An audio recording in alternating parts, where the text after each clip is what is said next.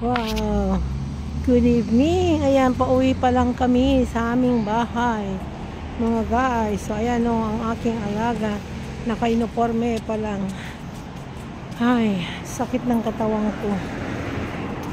Pag pick up ko sa school kanina, 4:50, diretso na kami nagpamakaw. Doon ako na siya pinakain ng aking nilutong dinner niyang spaghetti, mga guys. O ayan o, dito na kami mga guys.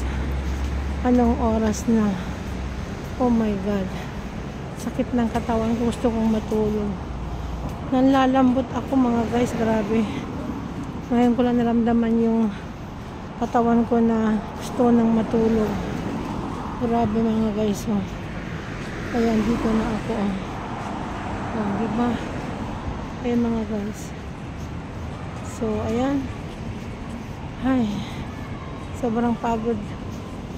Gusto ko nang matulog. Sarap matulog dito yung pagdating mo sa bahay, agad ka nang matulog ba, yung wala namang istorbo sa'yo, ganun.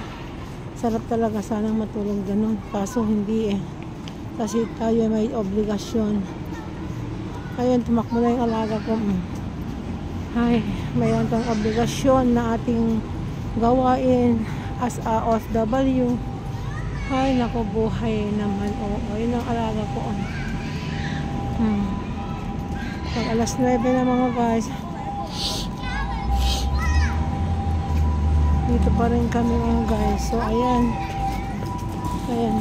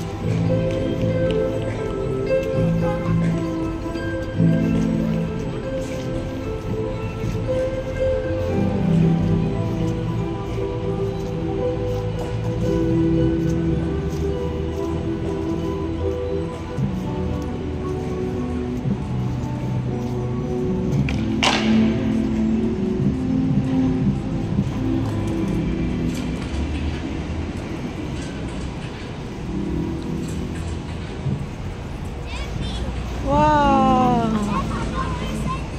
No need, we go now. Next time again. Oh, it's okay. Next time again. We have again next week, okay? Son? Wow! Wow! Ayan mga guys.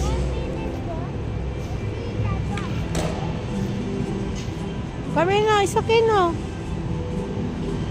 Son, you always go there every day. Come here now. Ay, nako. Ayan mga guys. Shout out sa inyong lahat guys. And thank you so much.